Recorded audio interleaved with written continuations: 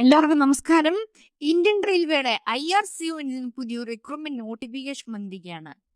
ഈ റിക്രൂട്ട്മെന്റിന് നമുക്ക് 13 മാർച്ച് 2026 വരെ ഓൺലൈനായിട്ട് അപ്ലൈ ചെയ്യാം. നമുക്ക് വന്നിരിക്കുന്ന റിക്രൂട്ട്മെന്റിന്റെ കംപ്ലീറ്റ് ഡീറ്റെയിൽസ് നോക്കാം. നമുക്ക് ഓരോ പോസ്റ്റും അതിന്റെ ക്വാളിഫിക്കേഷൻ ഡീറ്റെയിൽസും 1 by 1 ആയിട്ട് നോക്കാം. ഒന്നാമത്തെ പോസ്റ്റ് വർക്ക് എഞ്ചിനീയർ സിവിൽ ആണ്. 36,000 ആണ് ബേസിക് സാലറി.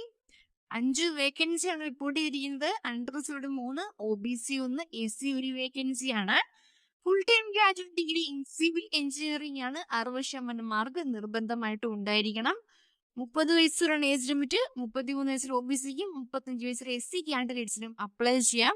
1 വർഷത്തെ എക്സ്പീരിയൻസ് ചോദിക്കുന്നുണ്ട്. വർക്ക് എഞ്ചിനീയർ ഓർ ഇലക്ട്രിക്കൽ ആണ്. 36,000 ബേസിക് സാലറി. 7 വേക്കൻസി ഉണ്ട്. അൺറിസർവ്ഡ് 4, OBC 2, SC 1 വേക്കൻസിയാണ് റിപ്പോർട്ട് ചെയ്തിരിക്കുന്നത്. Full time graduate degree in electrical engineering വിത്ത് 60% മാർക്കാണ്. ക്വാളിഫിക്കേഷൻ 30 വയസ്സ് വരെയാണ് ഏജ് ലിമിറ്റ് പറഞ്ഞിരിക്കുന്നത്. 33 വയസ്സിൽ OBCക്കും 35 വയസ്സിൽ SC കാൻഡിഡേറ്റ്സിനും അപ്ലൈ ചെയ്യാം. 1 വർഷത്തെ എക്സ്പീരിയൻസ് ചോദിക്കുന്നുണ്ട്. അടുത്ത പോസ്റ്റ് വർക്ക് എഞ്ചിനീയർ S&T ആണ്. 36,000 ബേസ് സാലറി. 1 വേക്കൻസി ഉണ്ട്. EWS കാൻഡിഡേറ്റ്സ് ആണ് അപ്ലൈ ചെയ്യാൻ സാധിക്കുന്നത്. Full time graduate degree in engineering or technology വിത്ത് 60% മാർക്കാണ്.